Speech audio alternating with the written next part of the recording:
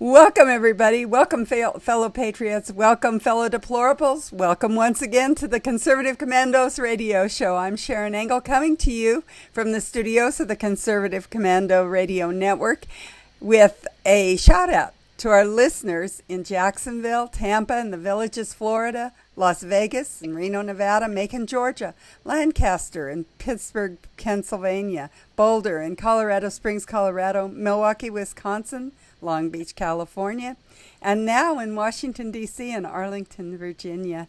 We are everywhere. We are everywhere, as our producer, Rick Trader, says. And joining me today as my co-host is the Doctor for the Republic, Dr. Wright, Dr. Nasir Shaikh. Welcome, Doctor, to the Conservative Commandos radio show. Thank you, Sharon. Wonderful to be here. And once again, it's just another great day, and it's been another great year to be alive and well and free and living in the United States of America, the greatest country in the history of the world. So I want to wish all of our listeners, to you, Sharon, and to our executive producer, Rick Trader, to all of you viewers out there in Pelosi land on the AUN TV network. Hope you guys are going to have a very, very happy, safe, joyous, and prosperous new year. Sharon, a lot of stuff going on in the news because, you know what, even though one year gets into the next, the political news just continues to be there each and every single day, right? It sure does. So I know that you've got some stuff on your radar. What shall we talk about? I mean, we can talk about Democrats. We can talk about guns. We're really kind of wide open today. Seems like there's just a lot in the news to talk about. Well, you know, first of all, I think we should be sending out our thoughts and prayers to another, domestic incident that happened in White Settlement, Texas, I believe, where a gunman, again, opened fire on a congregation in a church. And, what happens is that in this day and age, Sharon, these things are always being politicized. And unfortunately, if we don't, I think, discuss these or at least, talk about these stories and how the other side, the left, the mainstream media will come out immediately and say, okay, we got to ban the guns, we got to ban the cartridges, we got to do this, and they're attacking the Second Amendment. If we just stay passive, we will allow the left to control the narrative.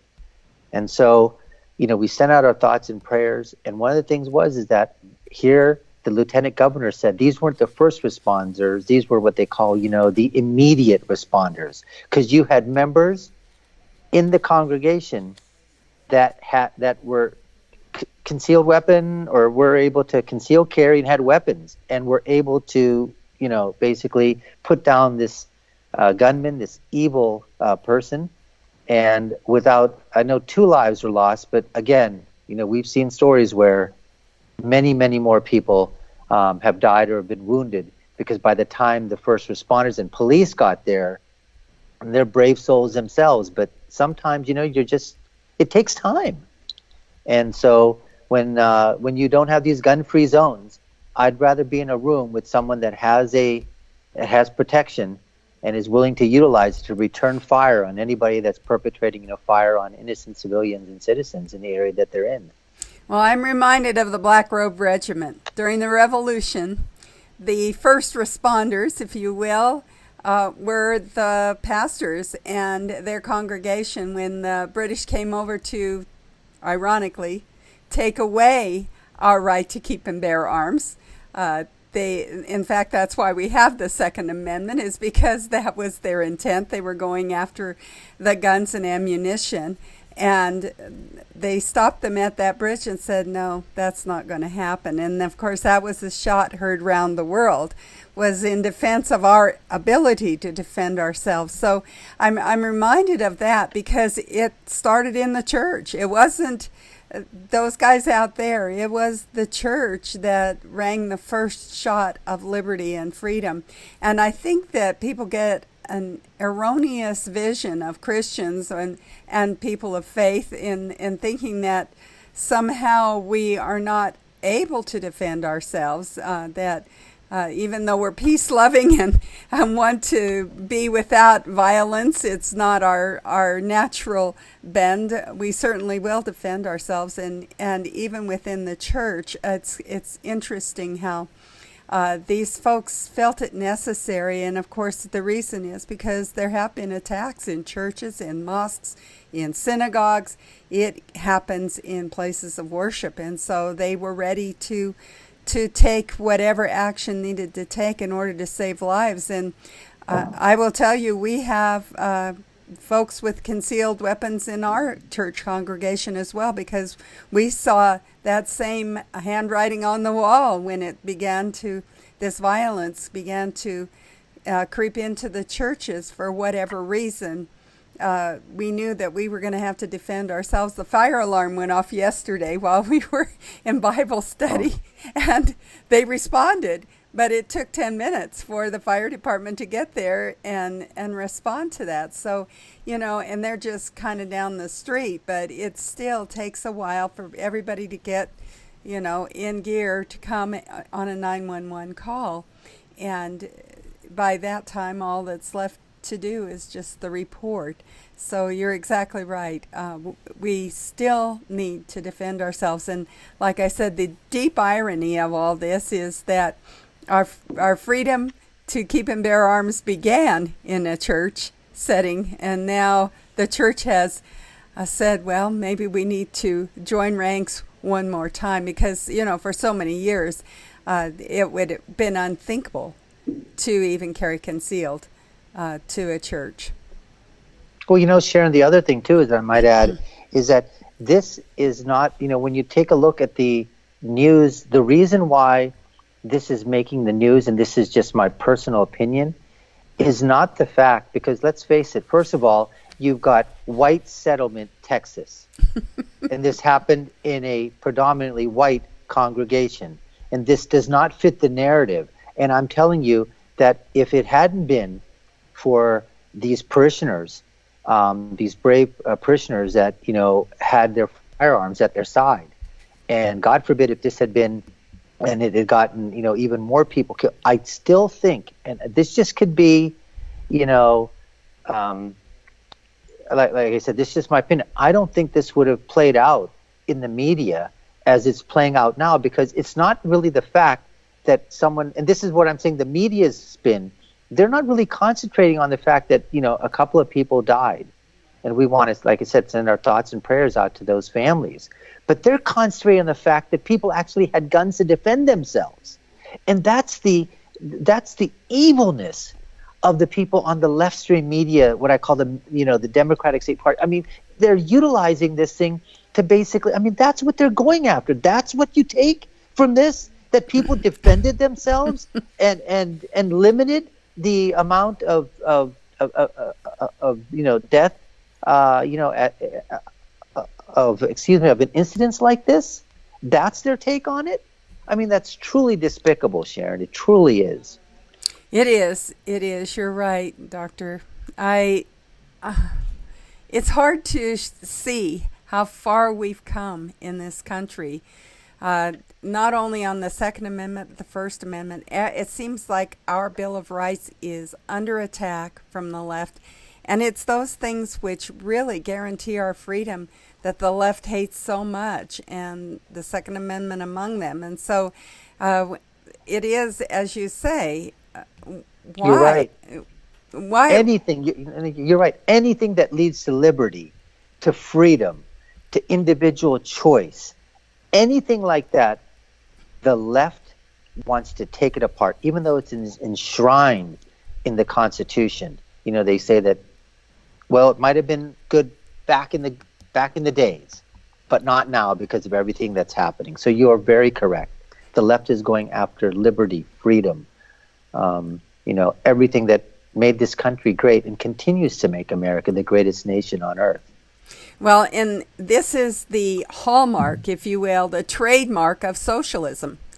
They cannot take individual liberty, because individual liberty really assaults their whole theory of the good for all, the centralized federal government that has the only the community good in mind, not individual freedom, not individual good. It's, give up your rights for the greater good. And so whenever individual freedom rears up, it is against their it's against their theology, if you will, of socialism. It's just really incredible to me that that's where we're going with this, and that on the left they are avowed socialists.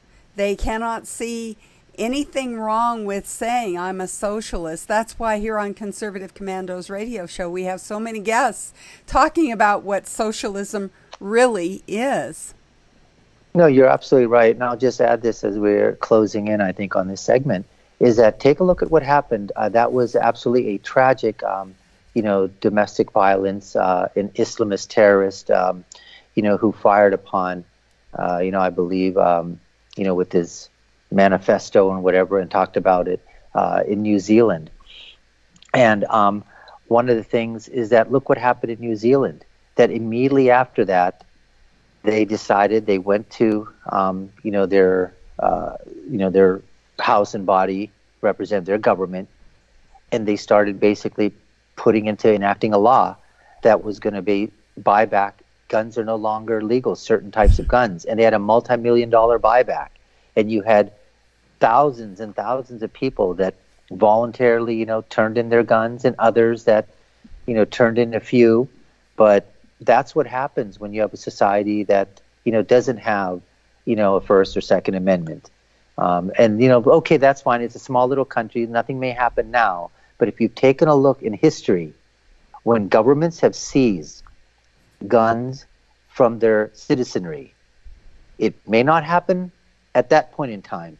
But what are we talking about decades from now or centuries from now, okay? Who knows what government will be able to, that comes in and decides, hey, we can take the next step and the next step, as what happened in Greece. Look what happened in Nazi Germany. I mean, all those things were in place. So that's why people are so trying. Not that the government, we don't know what they're going to do, but the fact of the matter is that you have an armed citizenry. It at least gives some semblance of protection to the individual citizen of the United States of America, saying, I can protect my home, I can protect my family, and I have the right to do that because it's enshrined. It's a right that's been given to me. Well, and certainly we can harken back to our founders again. That was the thing that caused the revolution in the first place.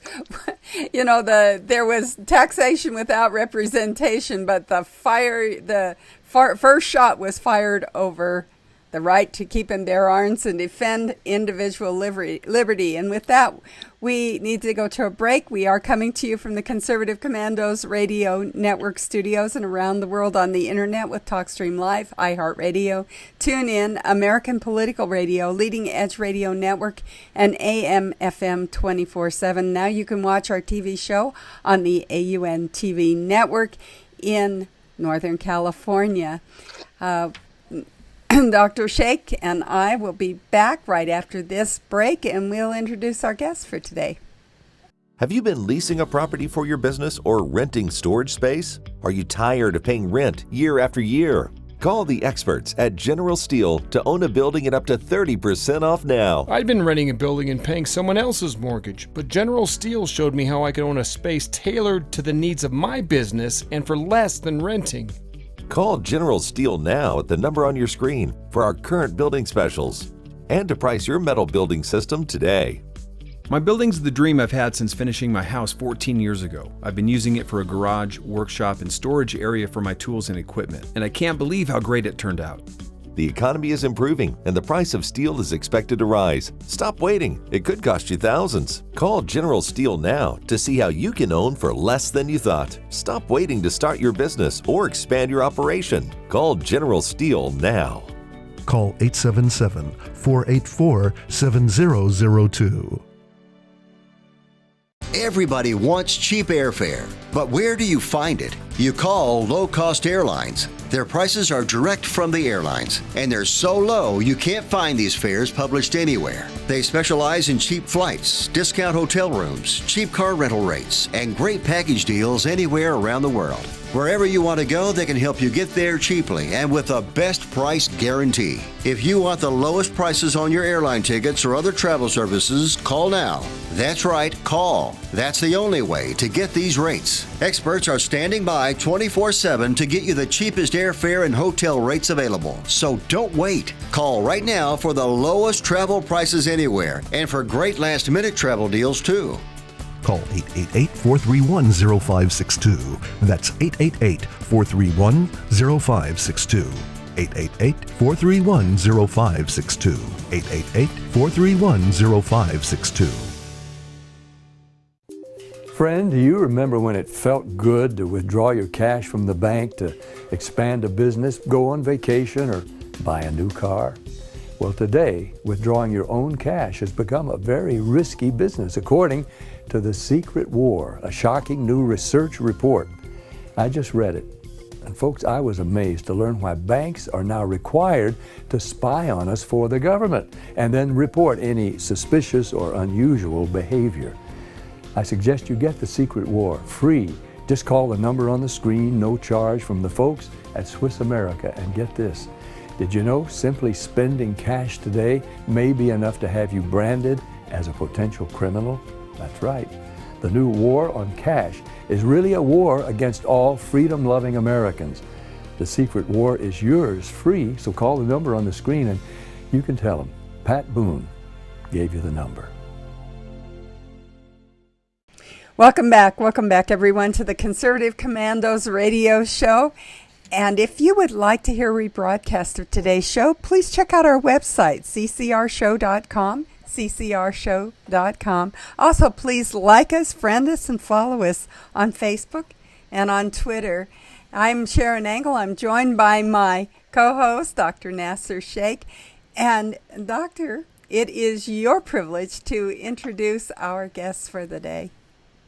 Thank you, Sharon. Well, our first guest is going to be Frank Vernuccio.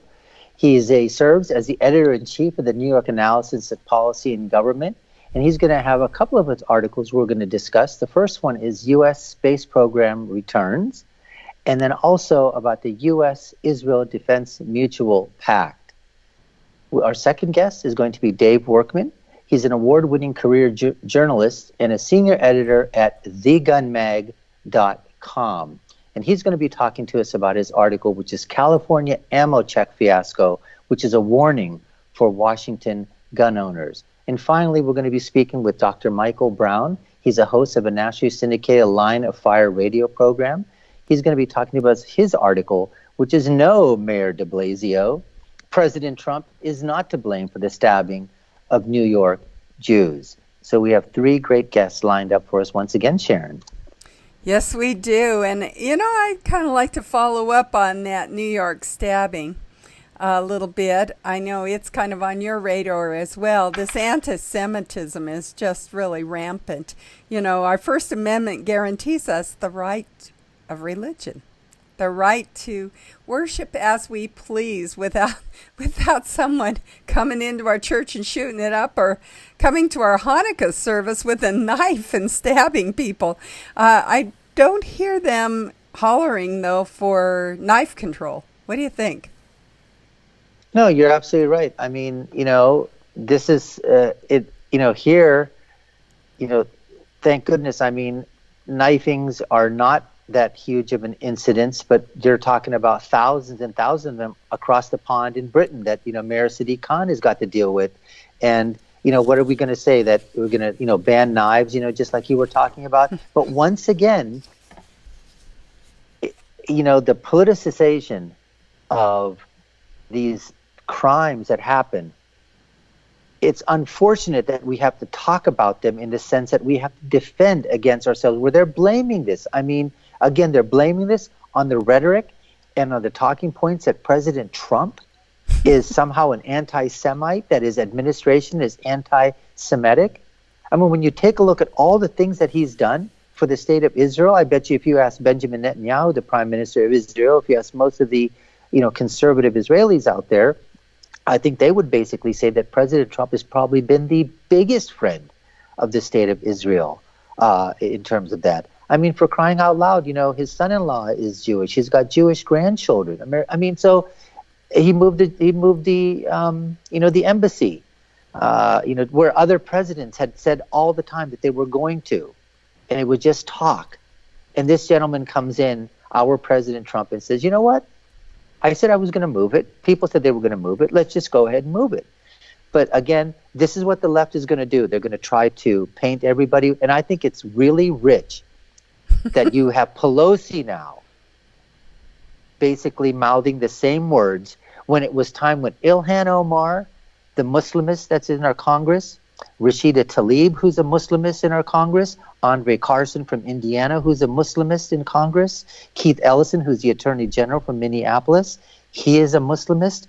All these people, when it was the BDS, when that was being discussed, and they were all basically saying, to divest, not to divest in Israel, all that stuff.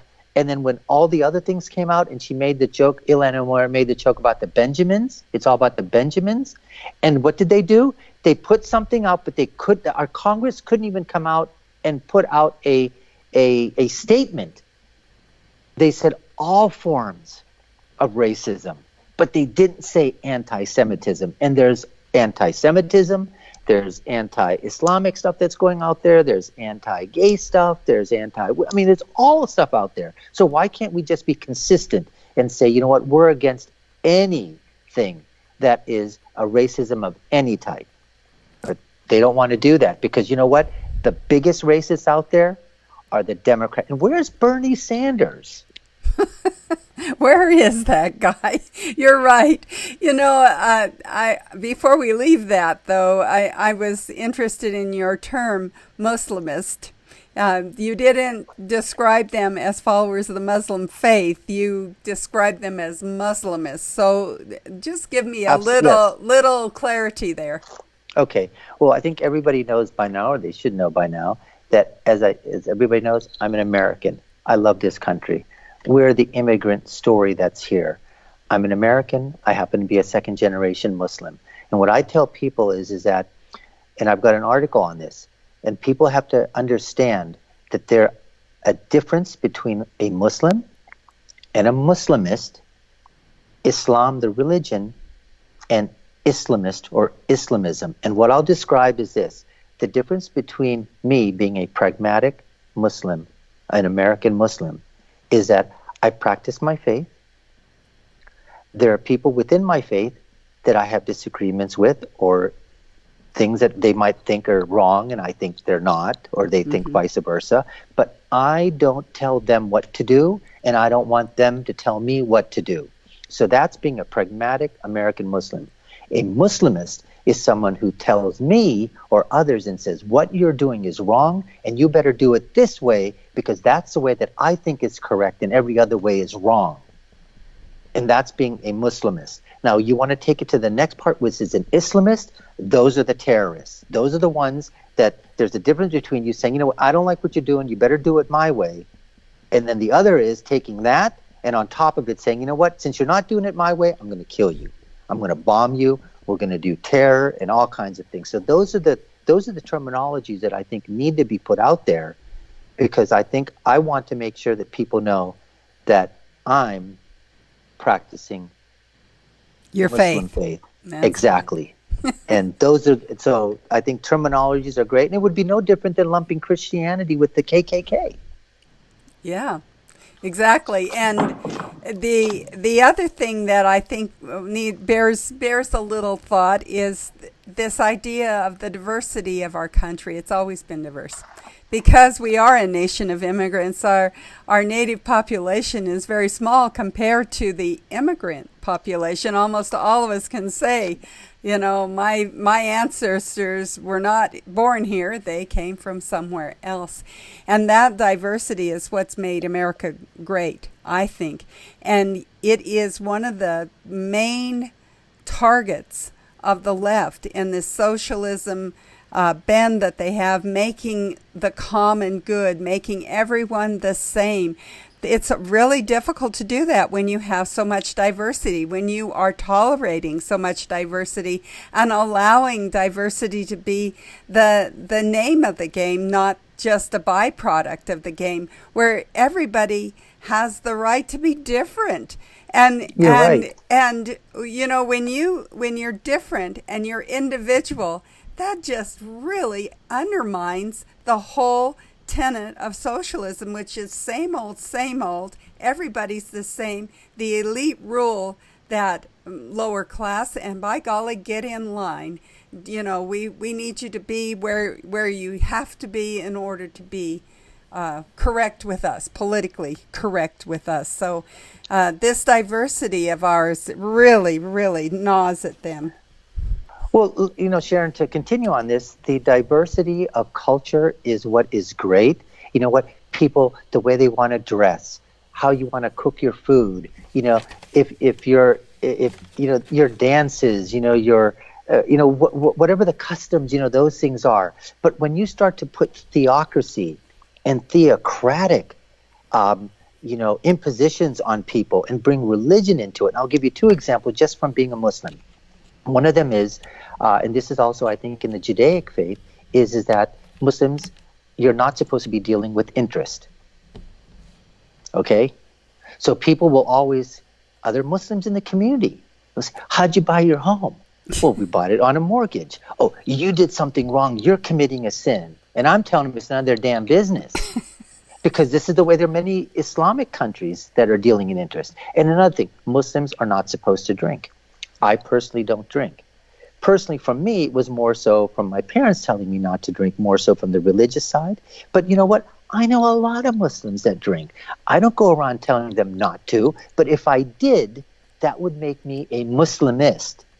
And I don't want them to tell me, hey, that you better drink either, because that would make them. So those are just two examples that just within our own community, and I could cite so many more, it should be just let live.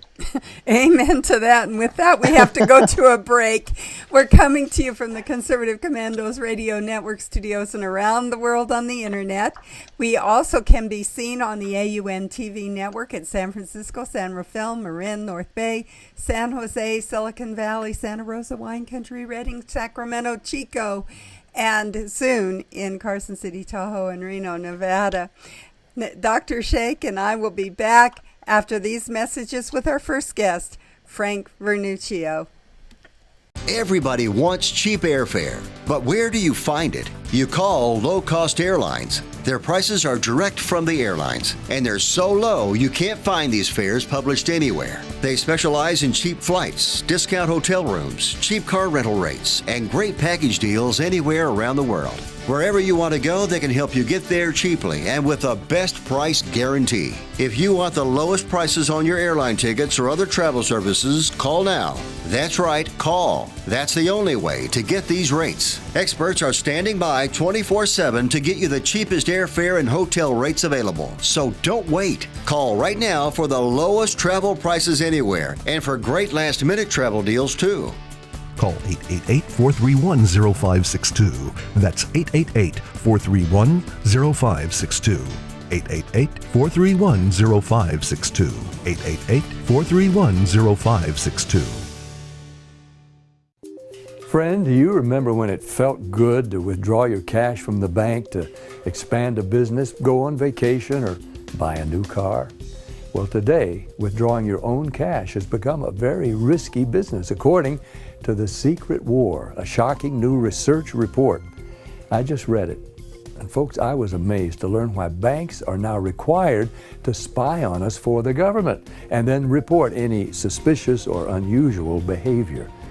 I suggest you get The Secret War free. Just call the number on the screen, no charge, from the folks at Swiss America. And get this, did you know simply spending cash today may be enough to have you branded as a potential criminal? That's right. The new war on cash is really a war against all freedom-loving Americans. The Secret War is yours free, so call the number on the screen and you can tell them Pat Boone gave you the number. AM/FM 24/7 Roku channel broadcasts all of our shows on demand. To ensure reliability, we store and stream our content on the same servers as Netflix and Amazon. Our Roku channel is free to use, and anyone owning one of the more than 10 million Roku devices can watch our channel at no cost whatsoever. If you have a television show or are thinking about producing a show, you can be a part of AM/FM 24/7's Roku channel. Watch our great shows on your Roku device. It's free and more reliable than cable TV. Are you stuck with a timeshare? Did you attend the presentation and were seduced and enticed into buying that great vacation and investment? Now you're in the terrible position of trying to figure out a way to get out of that mess. You're not alone. For over 15 years, BuyYourTimeshare.com has been helping people like yourself get out of timeshare ownership. The fact is, there is no resale market. Unscrupulous telemarketers call you and say they have buyers waiting, and the next thing that happens is you give them hundreds of dollars for an ad, and you'll never hear from them again. Another fact is that an identical timeshare to yours is being offered on eBay for $1, and no one is buying it. If you want out of your timeshare, I urge you to go to BuyYourTimeshare.com or call them at 877-94-HELP-ME. That number again is 877-94-HELP-ME. BuyYourTimeshare.com. That's BuyYourTimeshare.com. 877-94-HELP-ME. Welcome back, everybody. If you would like to hear a rebroadcast of today's show, please check out our websites, CCRSnetwork.com or CCRshow.com. Also, please like us, friend us, and follow us on Facebook or on Twitter. Nasir, our next guest is with us. Our first guest is with us. Would you please introduce him? Thank you, Sharron. We have a returning guest here. His name is Frank Vernuccio. He serves as the editor-in-chief of the New York Analysis of Policy and Government. They provide objective coverage to the key issues that are facing our nation today. Frank is also the co-host of the Vernuccio and Novak Report, which is nationally broadcast on radio and the web at amfm247.com. He's also the co-host of the American Political Zone, which is broadcast on cable in Eastern Connecticut and on the AUN TV network in Northern California. So, Frank, welcome back to the Conservative Commandos radio show. Great to be with you both.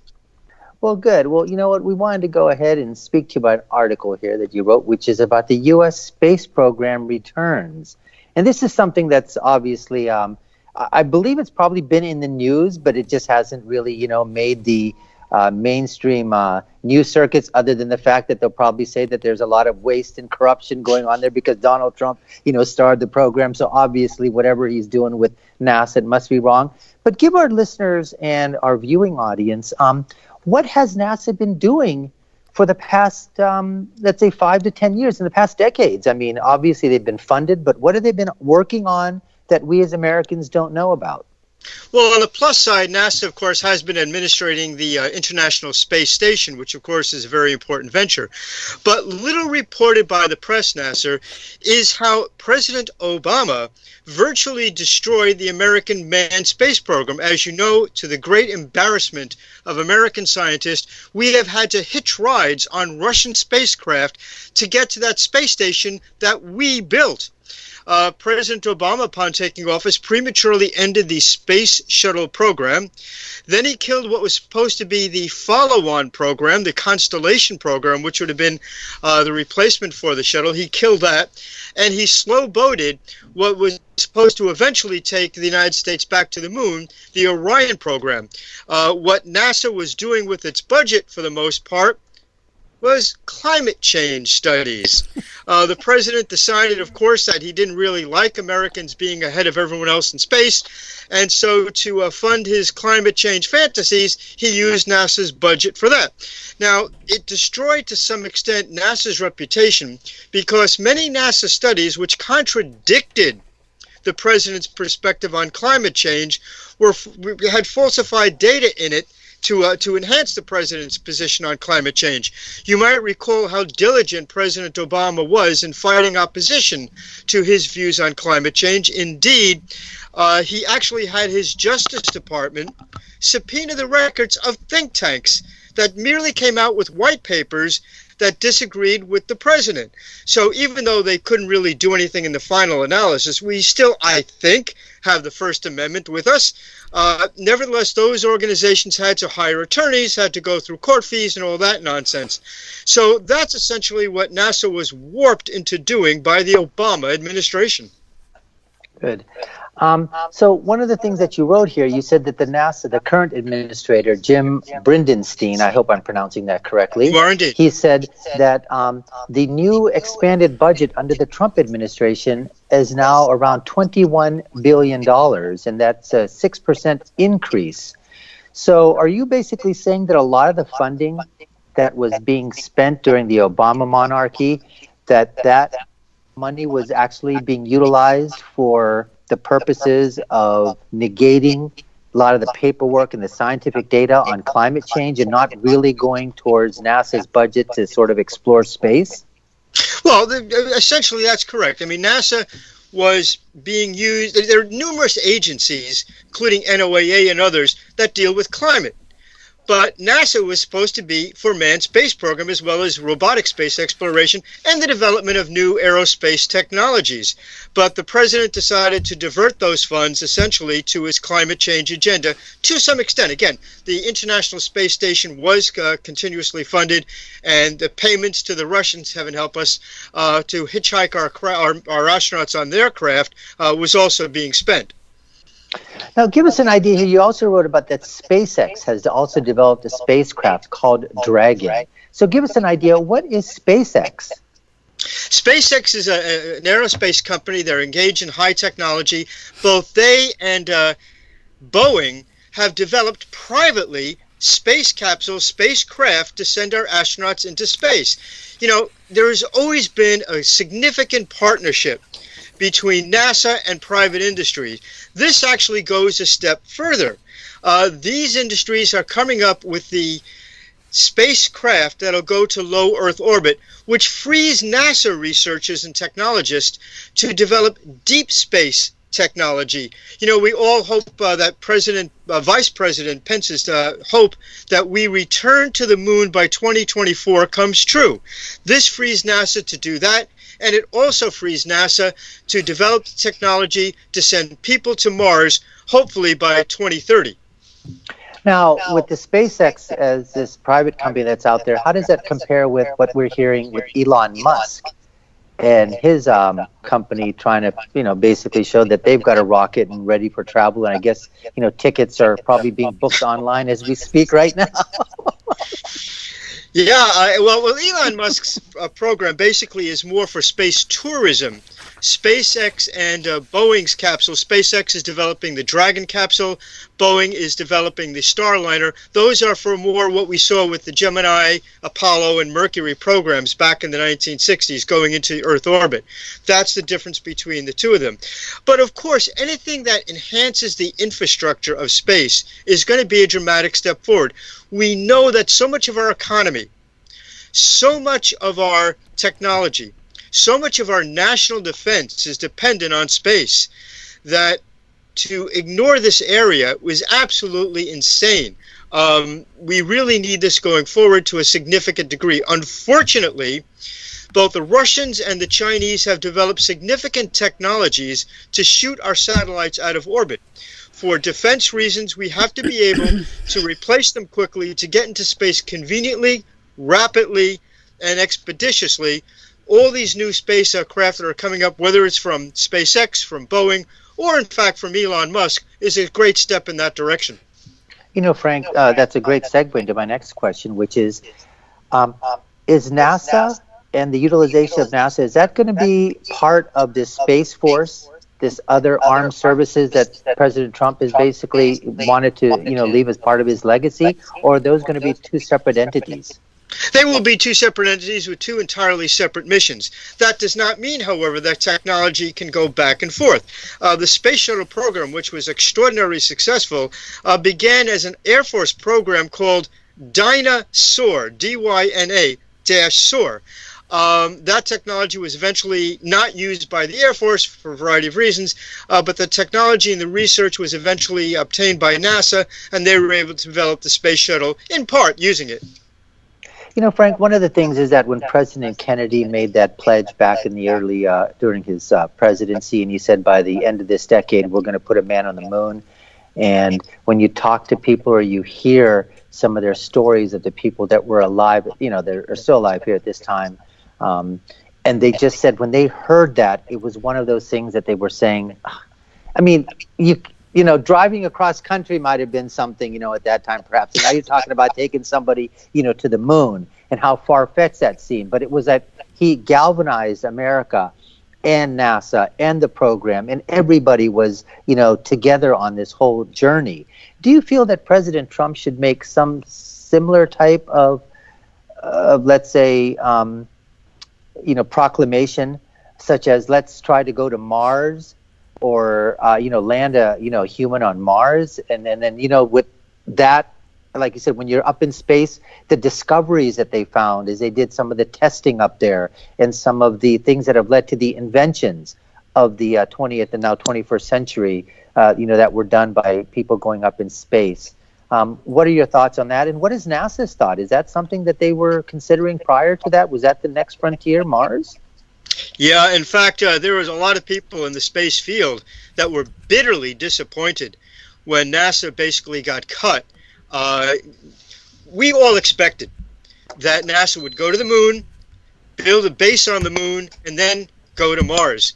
Unfortunately, after most of the Apollo missions were over, they cut the NASA budget, and the inspiration to the nation kind of was reduced because of that. I firmly believe with the technology that we had back in the 1970s, certainly, that we could have mounted a serious expedition to Mars. The funding wasn't there.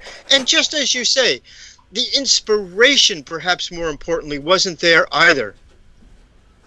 And so we're coming to you from the Conservative Commanders Radio Network and around the world on the internet with TalkStream Live, iHeartRadio, TuneIn, American Political Radio, Leading Edge Radio Network, and AM/FM 24/7.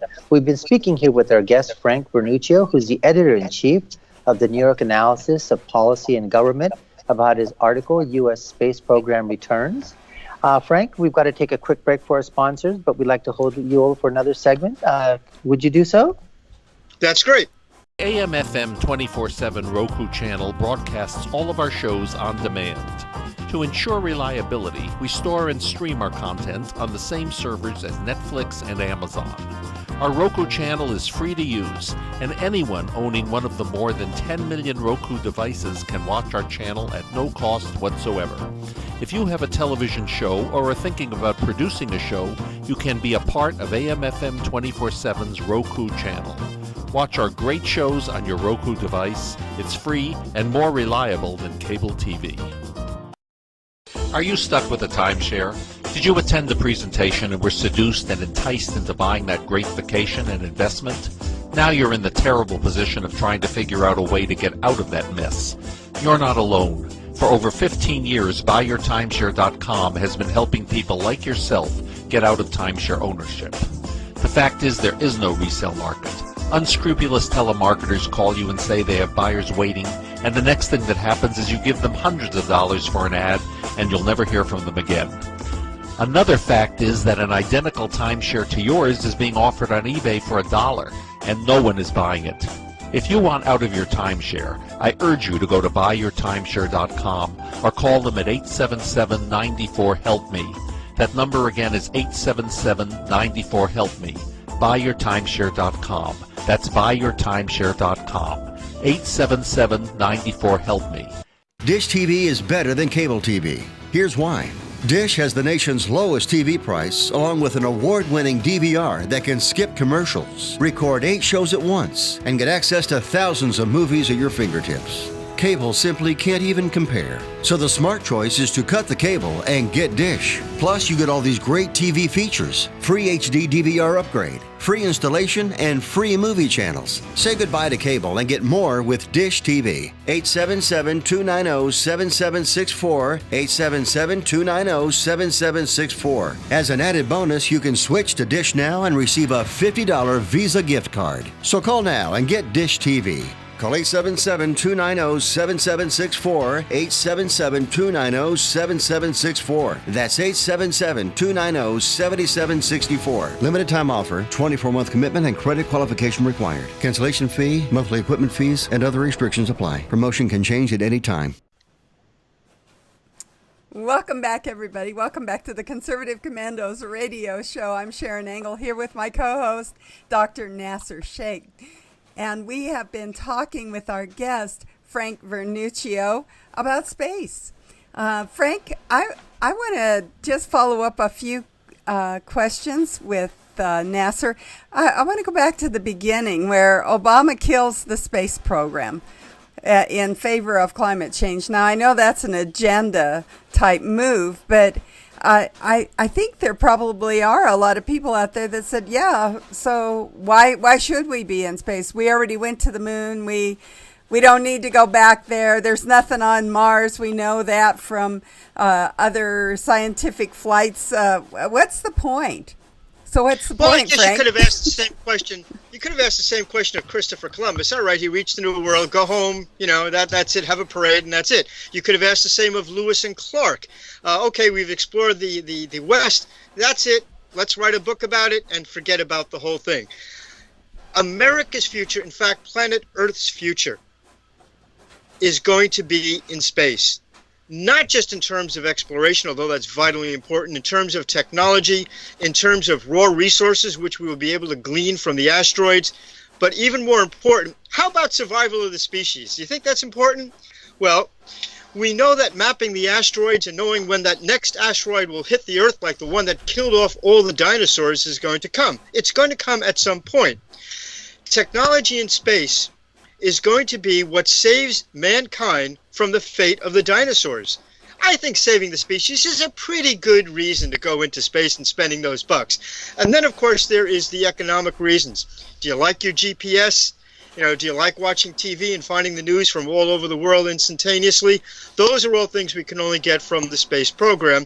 And, of course, you don't want to talk about it too much, but the reality of it is the United States Armed Forces are heavily dependent on space, more so than any other country. We need to be able to dominate that high frontier for our national security. You know, I don't think most Americans really think about that too much, what you've just kind of outlined to us. I don't think that we think about the dependence that we already have on space, and now we're paying the Russians to shuttle us. How does that affect our relationship with the Russians? I guess, you know, they've kind of been on again, off again in their support for America. Well, they certainly have us over a barrel. We can't continue to send our folks into the space station without Russian rockets and Russian spacecraft. Hopefully that ends in 2020, when either the Starliner from Boeing or the SpaceX capsule, the Dragon, become operational. That'll end that once and for all, finally, at least until we get another left-wing president who decides to destroy the program once again. Well, you know, it's a penny saved and a pound spent here. It sounds like that was the whole behind the scenes discussion was, well, we're going to save a little money by getting out of the space program, but actually they have cost us in a variety of ways, it seems like. You wrote another article, I'm going to segue right into that, the U.S.-Israel Mutual Defense Pact, because we have been talking about defense and how our defense program really does depend upon our space situation.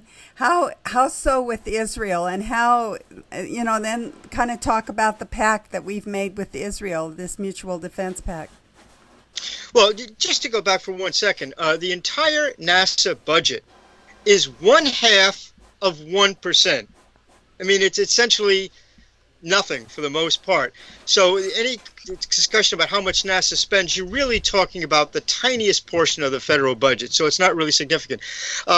We don't have a pact with Israel yet, but it makes a lot of sense. Both Senator Lindsey Graham and Donald Trump have been talking about doing this because of the sense it makes.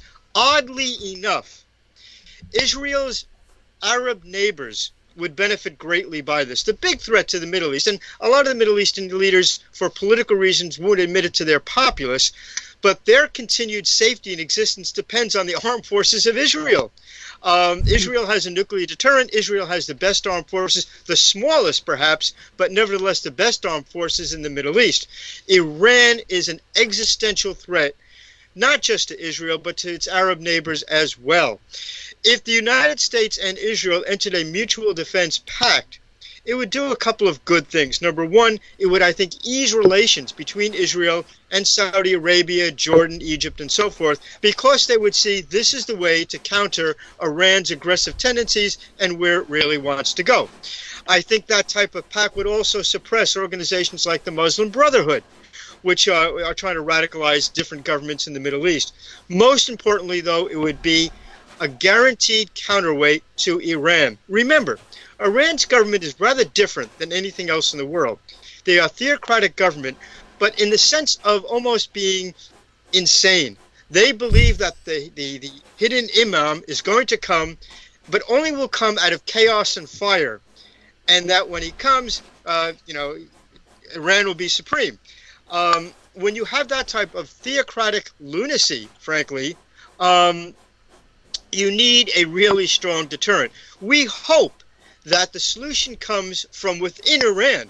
We know the people of Iran, as a people, are very fond of the United States. I've spoken to folks who have, reporters and others who have gone to Iran, and they basically say that when they are alone with you as an American, they say, we really like America. We want to come back together. There is a historical memory still existing in Iran under the Shah of being a lot freer, a lot more Western, a lot more prosperous. And the Iranian people hope for that. But the people in charge of Iran, well, they're the guys with the guns, and the guys with the guns generally get their way.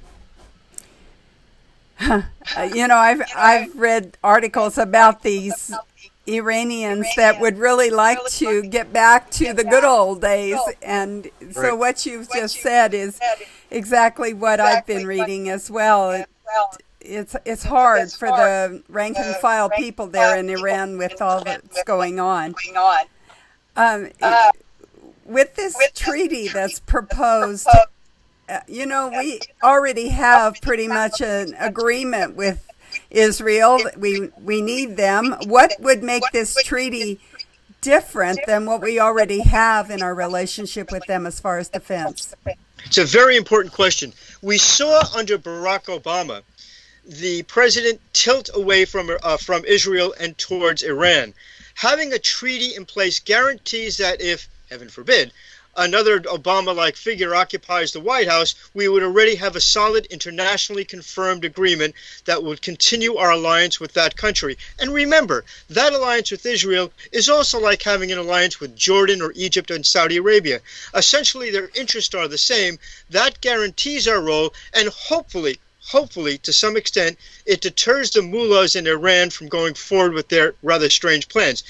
Even under the most strict compliance with the Iran nuclear deal, by 2025, Iran is totally free to build as many nuclear weapons as they want. They are currently working on the missiles which can deploy those bombs to every place from Israel to Central Europe and eventually the United States. This type of thing might give a lot more backbone or a lot more support to those brave Iranians who are trying to overthrow the mullahs. It's interesting to remember that during the Obama administration, he supported a lot of the so-called Arab Spring movements, a lot of which were tied in with the Muslim Brotherhood. The only one he didn't support was the Green Revolution in Iran, which is trying to replace a radical Brotherhood or radical Islamic extremist government with a more moderate government. Very strange. Very strange indeed. We are out of time. So we need you to let us know how our followers can follow you. Give us a way to read everything that you write. Thanks for asking. Of course, one of the most important ways is to tune into the Conservative Commandos. Our website is usagovpolicy.com. There is a new research article up there 6 days a week. And you can also capture both our TV show on the AUN network and Comcast and on the radio show as well, the Vernuccio Novak Report. Thank you so much, Frank Vernuccio, for being our guest here on Conservative Commandos radio show. Take care and God bless. To the two of you and to all your audience, Happy New Year. You too as well, Frank. Thank you, Frank. We're coming to you from the Conservative Commandos Radio Network studios and around the world on the internet with TalkStream Live, iHeartRadio, TuneIn, American Political Radio, Leading Edge Radio Network, and AM/FM 24/7. And now you can watch our TV show on the AUN TV network. I'm Sharron Engel here with my co-host, Dr. Nasir Shaikh, and we'll be right back after this break.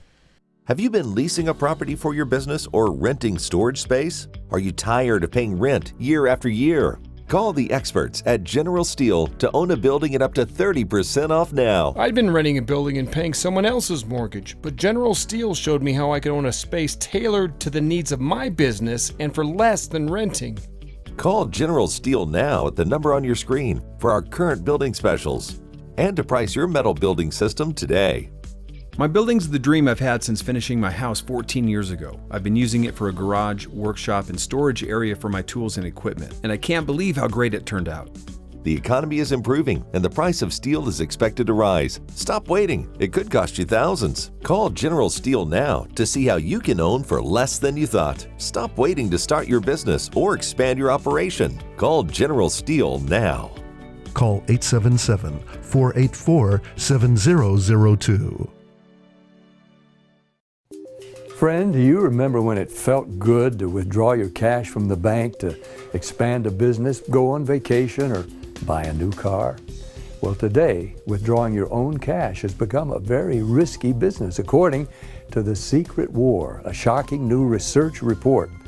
I just read it. And folks, I was amazed to learn why banks are now required to spy on us for the government and then report any suspicious or unusual behavior. I suggest you get The Secret War free.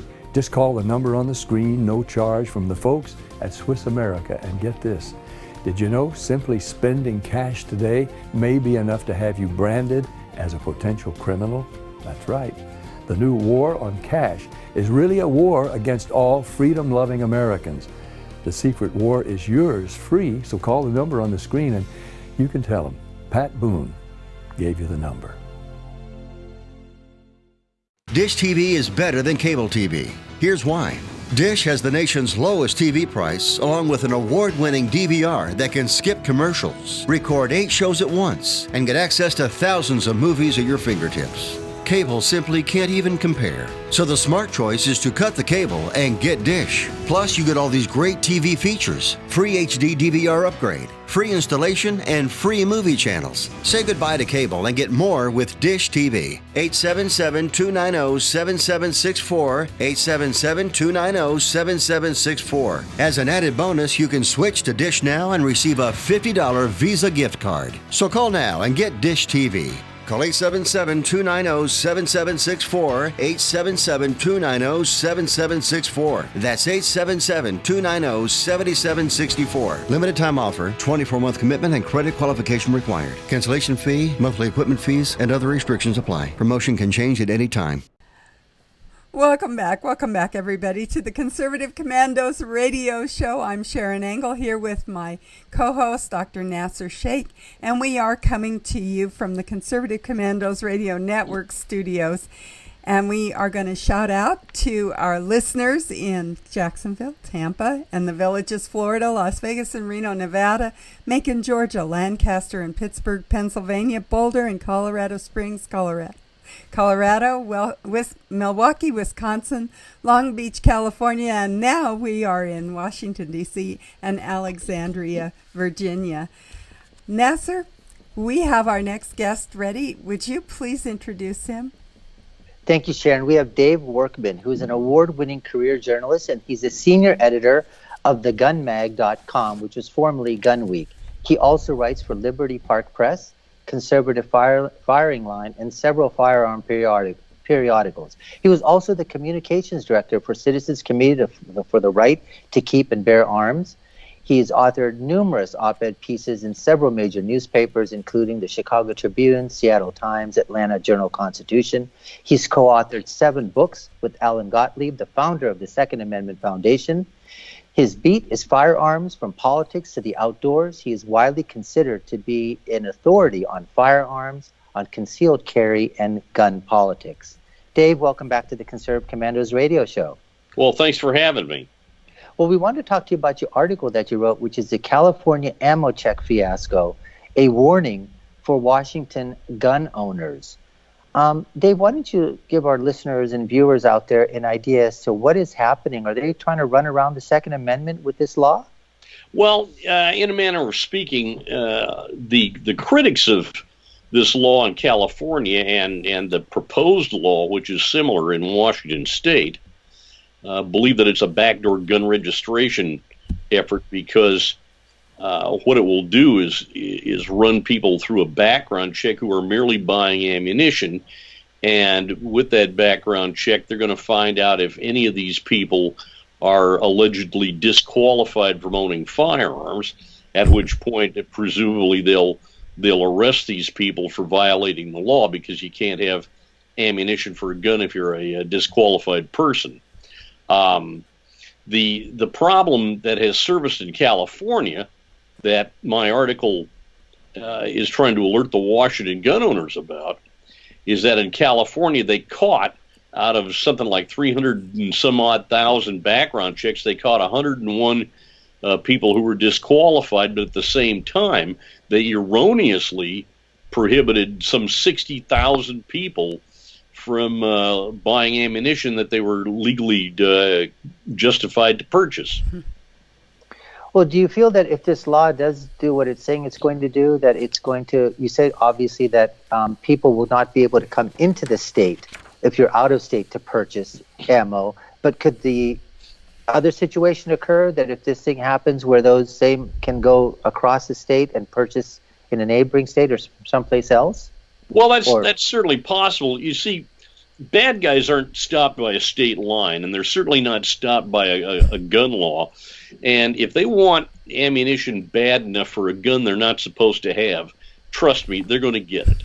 And at the same time, all you're really doing is adding one more layer of inconvenience and a privacy invasion to the law-abiding gun owner.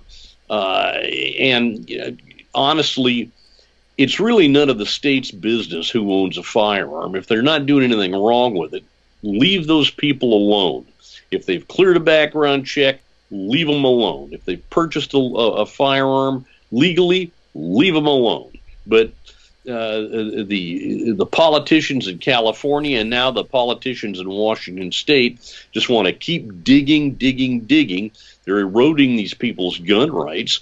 And I think really what this is aimed at is to discourage people from owning firearms and exercising their rights. You know, sir, what do you think about these financial institutions that are using the financial power of basically going to credit card companies and other companies and saying that if you allow, people to purchase firearms or ammunition, we will basically, they're extorting them basically to not allow these financial institutions to utilize, their services for, for gun owners to purchase items with their financial backing. Yeah, well, I think what that boils down to is social and financial bigotry. These people are trying to discriminate against a whole class of law-abiding citizens who have committed no crimes. They're just trying to legally purchase a firearm with a credit card, or trying to buy, maybe a gun component with a credit card. What's wrong with that? There's nothing wrong with that, except that here again, the gun prohibition crowd wants to do everything they possibly can to prevent law-abiding citizens from exercising a constitutionally delineated fundamental right. you also write in your article that another item on the gun control wish list, also to try to stem the tide of the American citizens from purchasing, their right of a gun, is that before anybody can be issued a concealed pistol license, that they have to require training. And you said there's never been a requirement in the state, partly due to the constitutional right to bear arms provision. Where do you feel that that's going to go? Do you think the state is going to try to go ahead and mandate this and then let somebody take this to court? Is that what the position is always going to be from now on? Yeah, I think they will. And my gut hunch is that the legislature is going to pass that and that the governor is going to sign it. Now, if things get really critical in Washington State, hopefully all the gun owners in the state, and there's about 2 million of them, hopefully they will all turn out to vote in November of 2020 and throw these people out, change parties, change political power. And one of the things that I'm pretty sure that gun owners will expect if they do that, and if they allow the Republicans to take over power in Olympia, is to repeal every one of those laws and do it immediately before they do anything else. Yeah, I want to segue to something. What are your thoughts on what Virginia is doing, where you've got counties and municipalities over there that are declaring themselves, sanctuary cities or municipalities for guns, and the fact that one of the deputies out there said that he will go ahead and deputize, the people in his district, in terms of being allowed to carry a gun. What are your thoughts on that? Well, the Democrats in Virginia have picked a fight that they're probably going to lose. If they don't lose it in Richmond during the legislative session, they're going to lose it in November when voters in all of those counties, and there's, I think, 85 of them that have declared themselves sanctuary counties for the Second Amendment. Those voters are going to turn out and they're going to change political parties again, and that'll be the end of Ralph Northam and his cronies there in Richmond. They won only because about 40% of the voters really participated in the November election.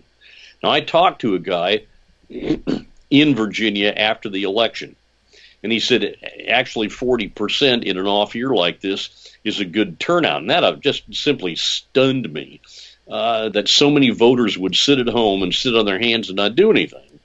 So, we're in a situation where what the Democrats are doing now is going to encourage, if not mobilize, those people to turn out and vote in November 2020 and just throw a whole bunch of them out of office. And we're coming to you here from the Conservative Commandos Radio Network studios and around the world on the internet with TalkStream Live, iHeartRadio, TuneIn, American Political Radio, Leading Edge Radio Network, and on AM, FM 24/7. And we're here speaking with Dave Workman, who is an award-winning career journalist and the senior editor of thegunmag.com. And his article, California Ammo Check Fiasco, which is a warning for Washington gun owners. Dave, we've got to take a quick break here with our sponsors, but we'd like to hold you over for another segment. Would you do so? Yeah. Thank you so much. Well, folks, we're going to go back to Sharron Engel, my co-host, and we'll be back in just a couple of minutes, so don't go around. We'll be right back with Dave Workman.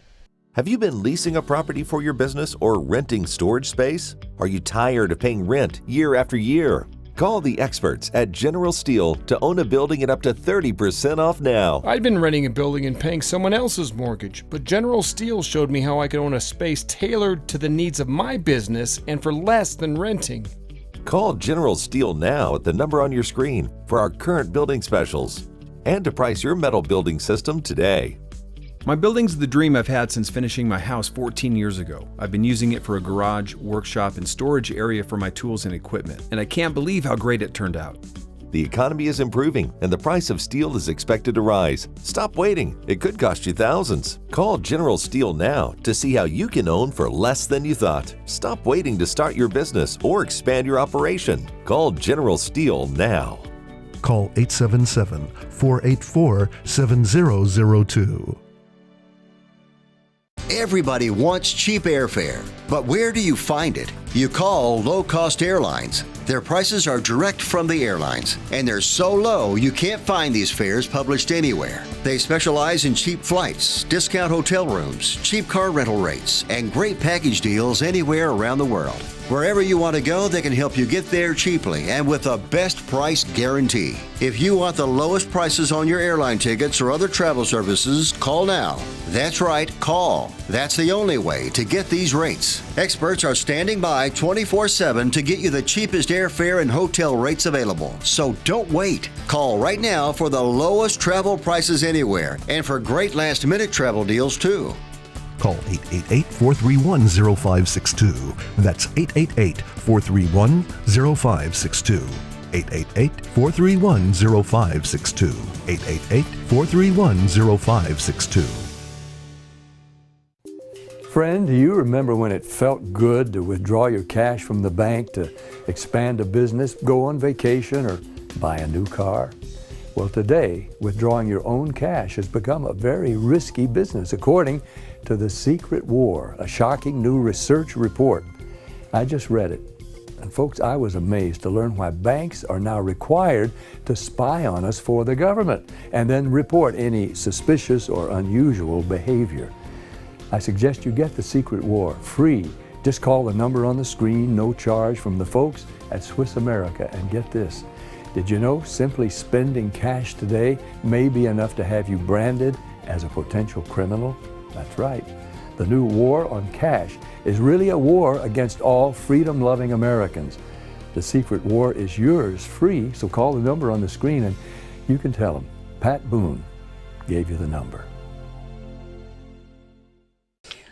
Welcome back, listeners, to the Conservative Commandos radio show. I'm Sharron Engel here with my co-host, Dr. Nasir Shaikh, and we've been talking with our guest about the Second Amendment. And I would like to reintroduce him to you. This is Dave Workman. He's an award-winning career journalist and senior editor at thegunmag.com. Dave, thank you so much for staying through that break. We've been talking about Washington State and what they are thinking about and why they shouldn't be thinking those thoughts. I know living in Nevada, we get a lot of Californians that are under those crazy laws, and they come over here to buy their ammunition. We can't hardly keep it in stock because the Californians are, the minute it goes on sale, they're over here buying it, and it's because of their crazy laws. And so, as you said in the first segment, there are ways around these things.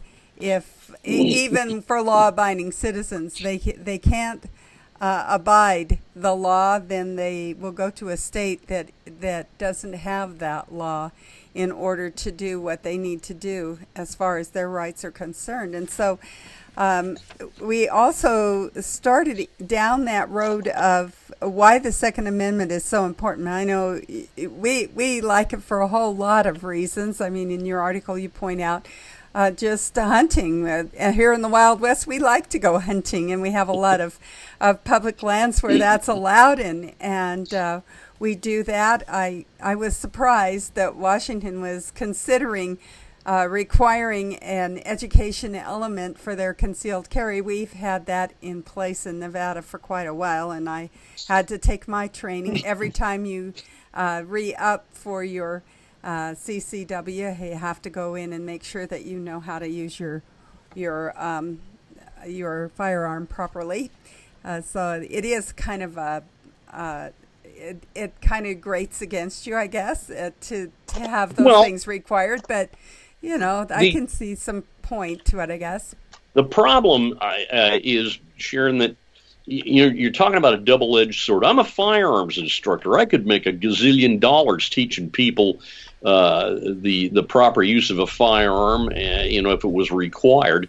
But when the state gets into requiring something, the state may set its own standards, and it's been my experience that state bureaucrats don't know their rear end from a hole in the ground when it comes to firearms. Why should they be telling somebody like me, who's carried a firearm for years, what is right and wrong about carrying a firearm? That's not simply stupid; it's insulting. And so since I am an instructor, and I know a lot of other instructors who would certainly make a lot of money off teaching hundreds of thousands of people about firearms, you run them through a course that most of them probably don't need. I think that this is an invasion of privacy. Well, it's not only that, but I feel like it's a way to tax our guns. Well, because that's true. they charge for it. They charge for the CCW. They charge for the NICS check, which is free, actually, from the federal government, and yet we're paying for that. And each year they can raise that tax. They say it's a fee, but a fee's the same as a tax. And there are a lot of us who have maybe hitherto not thought too much about carrying concealed. We live in a law-abiding society, I think, for the most part. But, I'm also a church-going woman. And I have my CCW. And you know what? There's a lot of us that go to church and we carry. And there's good reason for that, isn't there, Dave? Well, yeah. Over the weekend in Texas, little place called White Settlement, Texas, there was a church shooting, and a gunman came into the church. He approached one of the deacons of the church in the rear of the sanctuary, chatted with him for about a second or two, and then pulled a shotgun, fired on a third member of the congregation who was drawing a gun. Then he turned the gun back onto the church deacon who he'd been talking to and shot him at point blank range. He turned and headed toward the front of the sanctuary, toward the altar, and another armed citizen who happened to be the head of the church's volunteer security force drew a sidearm and shot this guy dead with a headshot at about 50 feet, and that brought things to a close. There's a 51-second video floating around out there. I've watched it probably 36 times now just to analyze what was going on. And you'll see that after the shooting stopped, several people emerged from the crowd in the church. I counted at least 7 different people, including one woman who had drawn handguns and were aiming them in the direction of the downed bad guy to make sure that he didn't get up and start shooting again. I think that what happened down there was just heroic, and certainly it underscores the right to keep and bear arms. And the authorities in Texas, including Governor Greg Abbott, have hailed the actions of those armed citizens who stopped this guy before he could create more mayhem. Well, a colleague of yours has written a book, and you co-authored it, I believe, Good Guys with Guns. That's right. Talk about that book for you. Alan Gottlieb and I did the book that it actually came out in September of this year, called Good Guys with Guns. It's kind of a sequel to a book we did a few years ago called America Fights Back, Armed Self-Defense in a Violent Age. And the book is doing fairly well right now. And what happened in Texas just this past weekend certainly underscores everything that we were writing about in the book, how armed private citizens can make a difference. And they've been doing that for years. The anti-gun media and certainly the gun prohibition lobby doesn't even want to talk about this sort of thing. You'll notice that most of the gun prohibition lobbying groups have been remarkably silent in the aftermath of this shooting. And that's because armed citizens responded and stopped this guy really in his tracks. And there was nothing really for the gun control people to start screaming about, well, we need more gun laws, we need to disarm people, we need to keep guns out of churches. Well, no, as it turns out, we don't need to keep guns out of churches at all. I think there are about 200 people in that congregation who are really lucky to be alive. We're glad to have that Second Amendment right. That's right. This guy rose to the occasion and shot the bad guy. Well, that brings us to another congregation celebrating Hanukkah. and in Right. goes a guy with a machete. So now we have machete control. I mean, talk to us about that. How's that going to play out? Well, that happened in New York. That's and right. we all know that in New York, they've got very strict gun control laws. So there was nobody inside that room when Machete Man came through the door who could have shot him and stopped him in his tracks.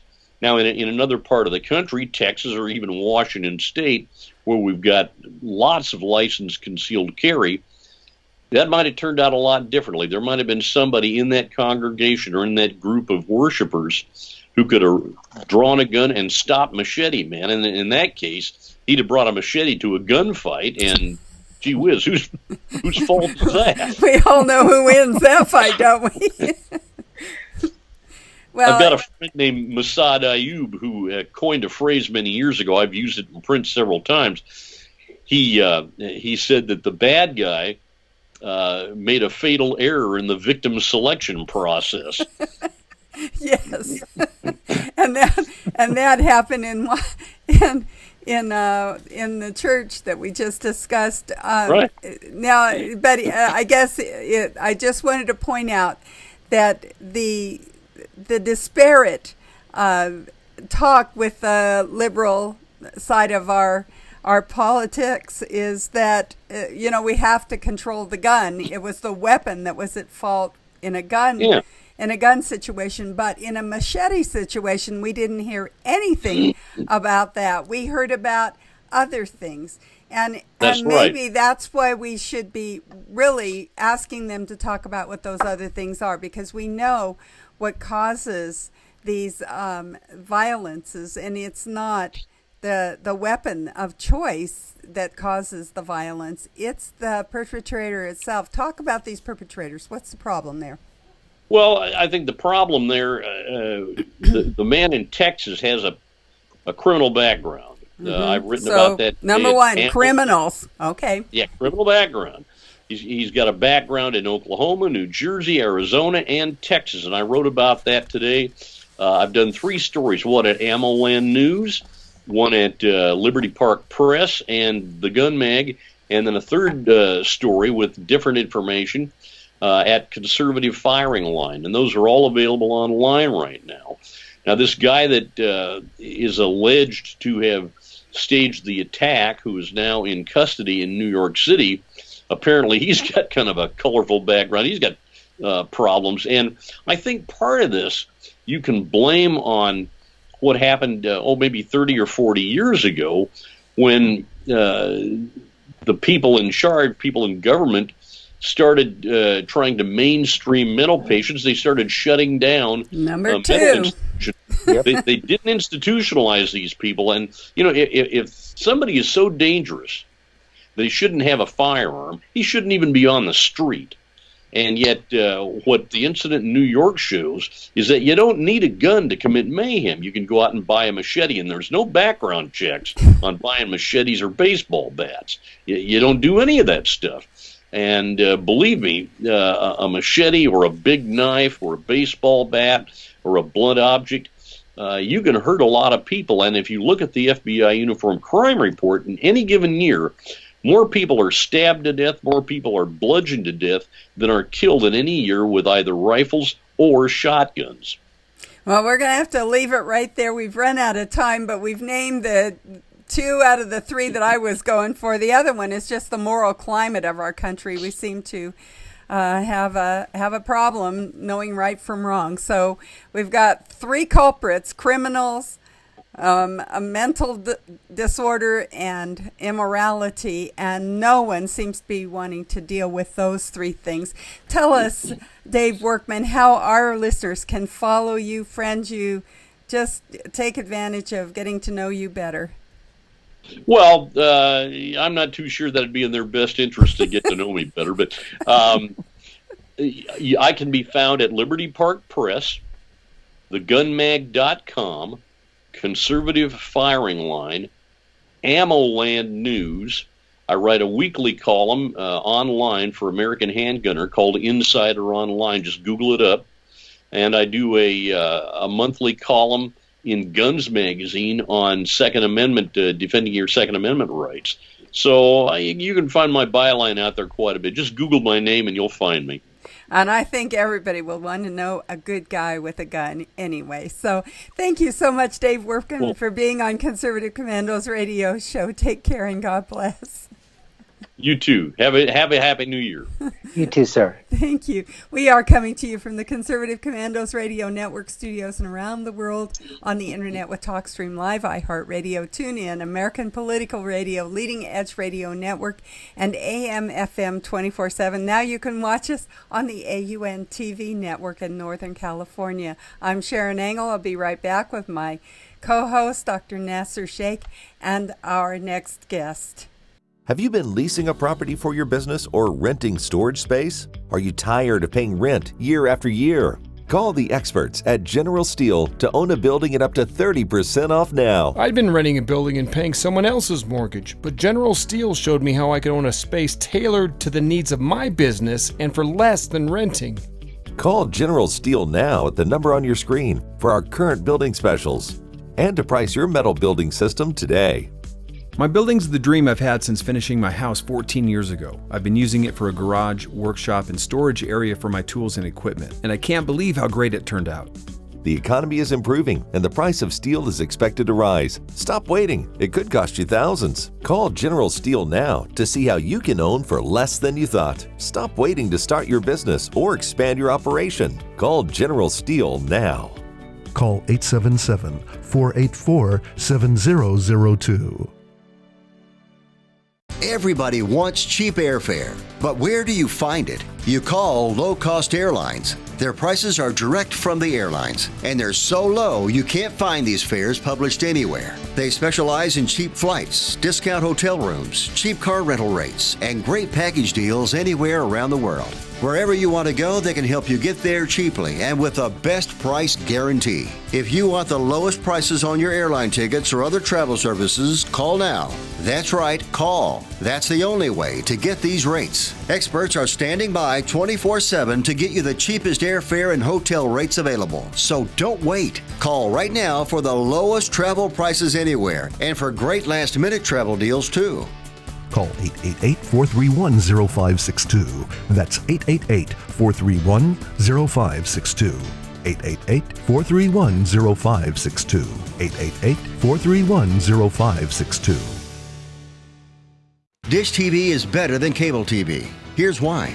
Dish has the nation's lowest TV price, along with an award-winning DVR that can skip commercials, record 8 shows at once, and get access to thousands of movies at your fingertips. Cable simply can't even compare. So the smart choice is to cut the cable and get Dish. Plus, you get all these great TV features, free HD DVR upgrade, free installation, and free movie channels. Say goodbye to cable and get more with Dish TV. 877-290-7764, 877-290-7764. As an added bonus, you can switch to Dish now and receive a $50 Visa gift card. So call now and get Dish TV. Call 877-290-7764, 877-290-7764. That's 877-290-7764. Limited time offer, 24-month commitment and credit qualification required. Cancellation fee, monthly equipment fees, and other restrictions apply. Promotion can change at any time. Welcome back, everyone, to the Conservative Commandos radio show. We're coming to you from the Conservative Commandos studios, and I'm Sharron Engel with my co-host, Dr. Nasir Shaikh, Dr. Wright, the Doctor of the Republic, and we're ready, Nasir, for our next guest. Would you please introduce him? Thank you, Sharon. We have Dr. Michael Brown. He's a host of the nationally syndicated Line of Fire radio programming. His forthcoming book is Jezebel's War with America. He's also the author of Donald Trump is Not My Savior, an evangelical leader speaks his mind about the man he supports as president. Dr. Brown, welcome back to the Conservative Commandos radio show. Great to be with you. And actually, Jezebel's War with America is out, so it's not forthcoming. Okay, all right, it's out there. And Dr. Brown, we wanted to speak to you about your article, which was about your article titled, No, Mayor de Blasio, President Trump is not to blame for the stabbing of New York Jews. You write in your article that about 2 weeks ago, Ben Shapiro wrote an article about the left's grotesque politicization of anti-Semitism. And this is something that I think we've always seen, that the left, the mainstream media, what I call that Democratic state party controlled media, is that whatever they basically try to pin on conservatives or on Republicans is exactly what they're guilty of doing themselves. So give us your thoughts of, when you've got a mayor, the mayor of New York basically saying that it's the president's fault that these things are happening, that he is an anti-Semite, that there are white nationalists that are working in the administration. What does that really do for the political landscape of the United States of America? It's a real shame and embarrassment that the mayor of America's largest Jewish city with the Jewish population, rather than taking responsibility, is not going to try to point the finger at Washington and specifically at Donald Trump. The fact is that over the last couple of weeks, there's been a spate of anti-Semitic attacks, basically one a day for over a period of a week, all through the Hanukkah season.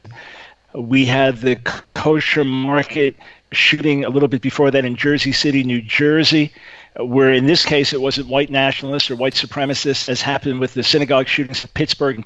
It was blacks, perhaps black Hebrew Israelites in the Jersey City shooting, and perhaps the same in the Hanukkah stabbing in Muncie, New York. But the fact is there's been a plague, an epidemic of anti-Semitism in New York City, and it's growing.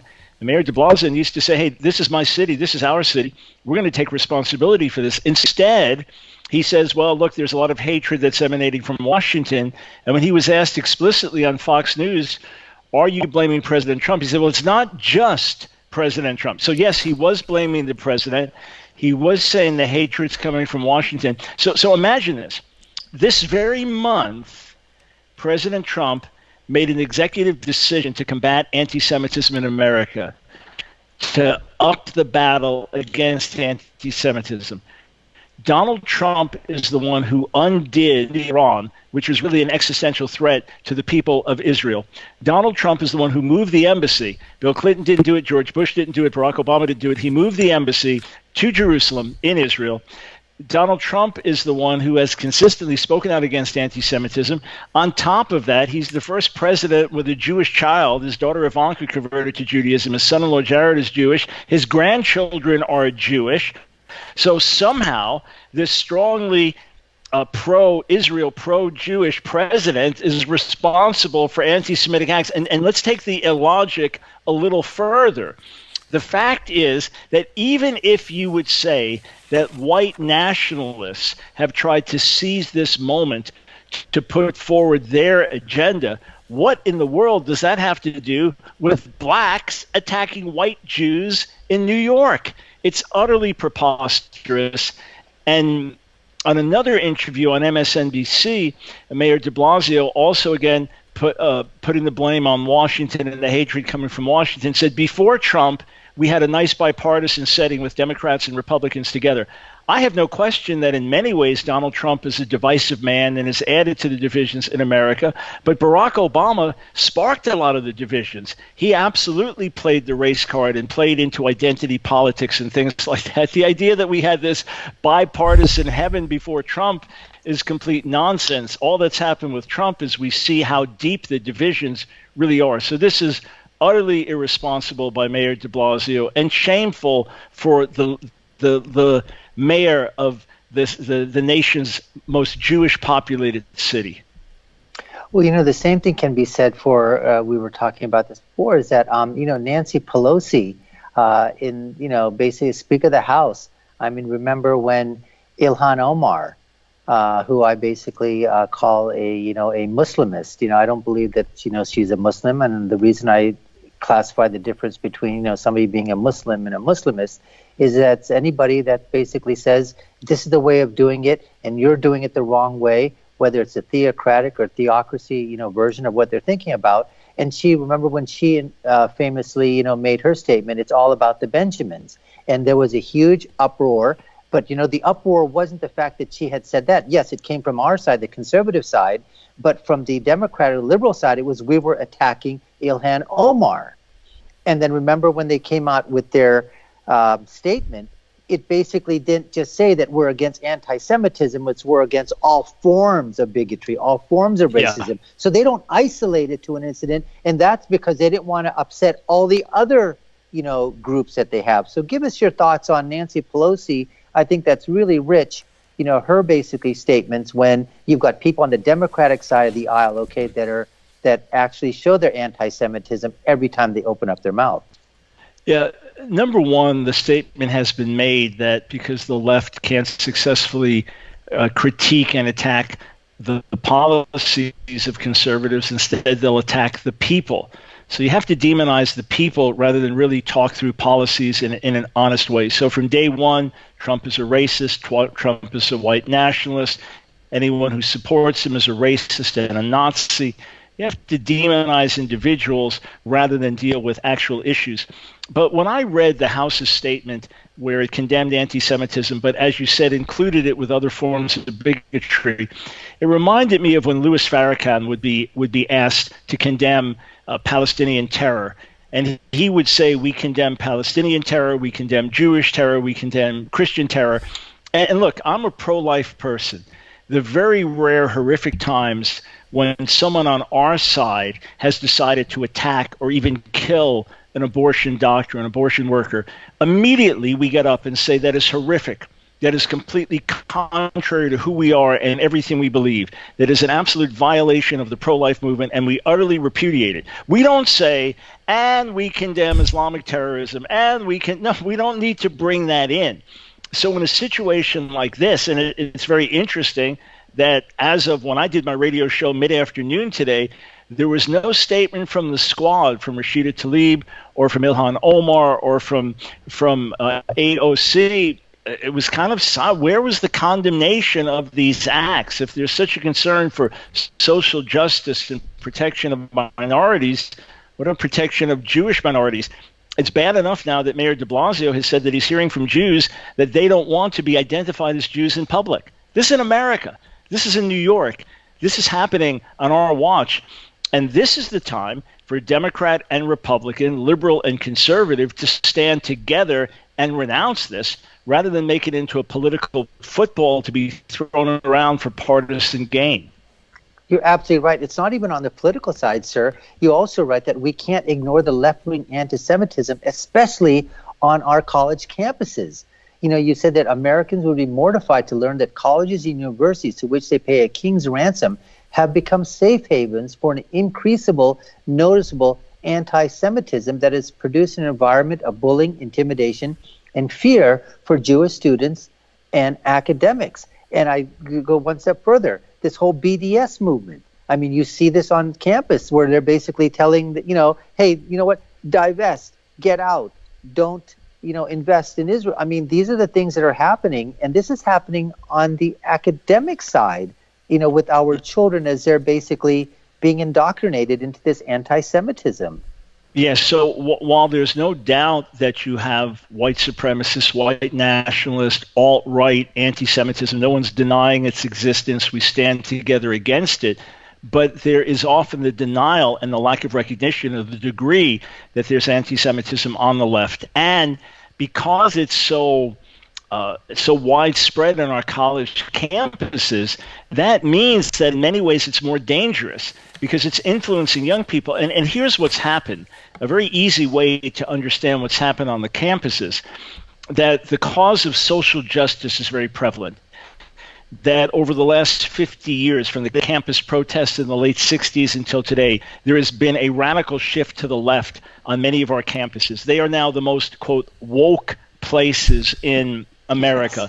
So you must side passionately with the underdog, with the one being discriminated against. There must be intersectionality in all of this. And basically, the nation of Israel is now demonized. There's no memory really of the Holocaust. Israel is just looked at as the terrible power, the terrible giant in the Middle East. Forget the fact that it's surrounded by hostile enemies, that at any point in time there are a couple 100,000 missiles pointed at Israel, that Iran has said it wants to wipe Israel off the map. Forget all that.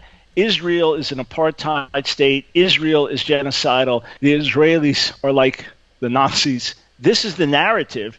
People buy into it. It's another contributing stream to anti-Semitism. We've documented this on campuses for years. Even when I've given some talks on college campuses, it's been shocking to see the presence of anti-Zionism in such a radical form that it becomes anti-Semitism. We're here speaking with Dr. Michael Brown, who's the host of a nationally syndicated program, Line of Fire. Dr. Brown, we've got to take a couple of minutes here for commercials, but we'd like to hold you over for another segment. Would you mind holding over, sir? I am here. Thank you so much. And we're coming to you from the Conservative Commandos Radio Network studios and around the world on the internet with TalkStream Live, iHeartRadio, TuneIn American Political Radio, Leading Edge Radio Network, AM/FM 24/7, and now being broadcast in Northern California on the AUN TV network. We'll be back with Dr. Michael Brown as we're talking about his article, No, Mayor de Blasio, President Trump is not to blame for the stabbing of New York Jews. We'll be back in just a couple of minutes. Don't go away, folks. AM/FM 24/7 Roku channel broadcasts all of our shows on demand. To ensure reliability, we store and stream our content on the same servers as Netflix and Amazon. Our Roku channel is free to use, and anyone owning one of the more than 10 million Roku devices can watch our channel at no cost whatsoever. If you have a television show or are thinking about producing a show, you can be a part of AM/FM 24/7's Roku channel. Watch our great shows on your Roku device. It's free and more reliable than cable TV. Are you stuck with a timeshare? Did you attend the presentation and were seduced and enticed into buying that great vacation and investment? Now you're in the terrible position of trying to figure out a way to get out of that mess. You're not alone. For over 15 years, BuyYourTimeshare.com has been helping people like yourself get out of timeshare ownership. The fact is there is no resale market. Unscrupulous telemarketers call you and say they have buyers waiting, and the next thing that happens is you give them hundreds of dollars for an ad, and you'll never hear from them again. Another fact is that an identical timeshare to yours is being offered on eBay for $1, and no one is buying it. If you want out of your timeshare, I urge you to go to buyyourtimeshare.com or call them at 877-94-HELP-ME. That number again is 877-94-HELP-ME. Buyyourtimeshare.com. That's buyyourtimeshare.com. 877-94-HELP-ME. Dish TV is better than cable TV. Here's why. Dish has the nation's lowest TV price, along with an award-winning DVR that can skip commercials, record 8 shows at once, and get access to thousands of movies at your fingertips. Cable simply can't even compare. So the smart choice is to cut the cable and get Dish. Plus, you get all these great TV features, free HD DVR upgrade, free installation, and free movie channels. Say goodbye to cable and get more with Dish TV. 877-290-7764, 877-290-7764. As an added bonus, you can switch to Dish now and receive a $50 Visa gift card. So call now and get Dish TV. Call 877-290-7764, 877-290-7764. That's 877-290-7764. Limited time offer, 24-month commitment and credit qualification required. Cancellation fee, monthly equipment fees, and other restrictions apply. Promotion can change at any time. Welcome back, everybody, to the Conservative Commandos Radio Show. I'm Sharron Engel here with my co-host, Dr. Nasir Shaikh, and our guest, Dr. Michael Brown, who is the host of the nationally syndicated Line of Fire radio program. He also has a book, Jezebel's War with America. This is a follow-up, I believe, to another book that he has written, Donald Trump is Not My Savior. An evangelical leader speaks his mind about the man he supports as president. We've been talking about an article that he wrote, No, Mayor de Blasio, President Trump is not to blame for the stabbing of New York Jews. And Nasir and Dr. Brown have been talking about the stabbing in New York at the Hanukkah celebration and the anti-Semitism that is just rampant in at least the left side of politics. It seems to me they keep pointing that finger over there, but there's 3 pointing back. Isn't that correct, Dr. Brown? Yeah, the fact that it's, excuse me, not being acknowledged on the left is a real serious concern. If you look in the House of Representatives, where there have been anti-Semitic comments, either from Rashida Tlaib or Ilhan Omar being the most prevalent ones, that's been on the side of the left, not the side of the right. Remarkably, Democratic Rep Eric Swalwell today echoed Mayor de Blasio's words and said anti-Semitism is being caused by Donald Trump. It's remarkable. Rather than seeing it right in their own ranks, rather than seeing the seeds of it by their tepid stance with Israel, rather than seeing that even a prominent Jewish financier like George Soros is actually anti-Jewish in many ways. Instead, this representative attacks Rudy Giuliani, who made the comment, "I'm more Jewish than Soros." I read an article by a Jewish columnist on the Times of Israel, conservative Jewish website, saying he's right. Excuse me, because George Soros comes from a family that was really, even though he had mother and father that were Jewish, anti-Jewish in so many ways, he's repudiated so much of his Jewishness that you have a Gentile like Rudy Giuliani, who's been a friend of the Jewish people all these many years in New York. He says, "I'm more Jewish than Soros." I mean, it's just remarkable not for the left not to see anti-Semitism in its own ranks. Look, I have a whole book titled "Our Hands Are Stained with Blood: The Tragic Story of the Church and the Jewish People." We just came out with a revised, expanded edition in September. And in it, I document, among professing Christians, anti-Semitic, Jew-hating sentiments, right up through Martin Luther, right up to the Holocaust, right up to evangelicals and Catholics to this day. It exists. It's ugly. We renounce it. We repudiate it. But it's 100% contrary to the spirit of Jesus and the spirit of the New Testament. To the contrary, when you look at radical Islam and you look at many centuries of Islamic anti-Semitism, that has deep roots there. That's found on the left. That's found among political leaders and things like that. It's found to this day in the Nation of Islam. An up-and-coming woman, right under Louis Farrakhan, just a few days ago, referred to Jews as parasites and said they're responsible for, peddling drugs and sexual perversion to our young people, and on and on. It's so easy to point the finger and say, well, it's these white supremacists, these white nationalists. Jake Tapper actually is concerned that these latest attacks will not receive as much attention from the media because they were blacks attacking Jews rather than white supremacists attacking Jews. In other words, the media wants a certain narrative to play into. Look, it's sickening. We're talking about lives being taken. We're talking about people being terrorized. We're talking about people at a Hanukkah celebration, and a guy barges in, and he's got a machete, and he starts attacking people, at least one still in critical condition, fighting for his life. We've got to stand together against this madness and not make it into a time to politicize. The reason we're talking about left and right is because the left doesn't want to take responsibility. The left just wants to point the finger at Donald Trump and the right. And Dov Hilkon, who's an Orthodox Jewish rep in New York, he said what the mayor, what the mayor did is childish. He said that's kindergarten. Something happens, take responsibility. You're the mayor of the city. And that's our appeal. Let's put away the partisan politics.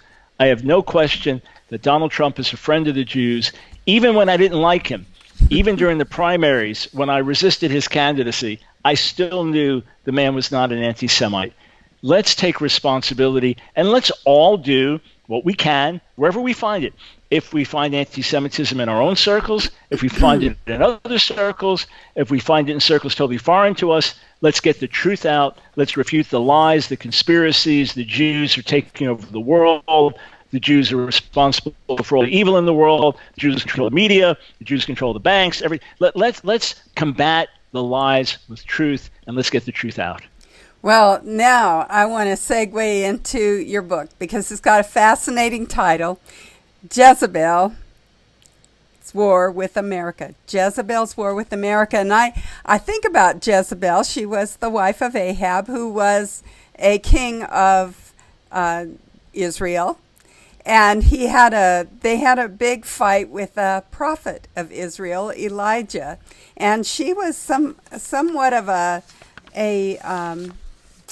interesting personality. She was so charismatic in some of her ways, and able to bring people even into a false place with the way that she produced a false religion. So I'm looking at this book's title, and I'm thinking about this anti-Semitism and how Ahab professed to be a Jew.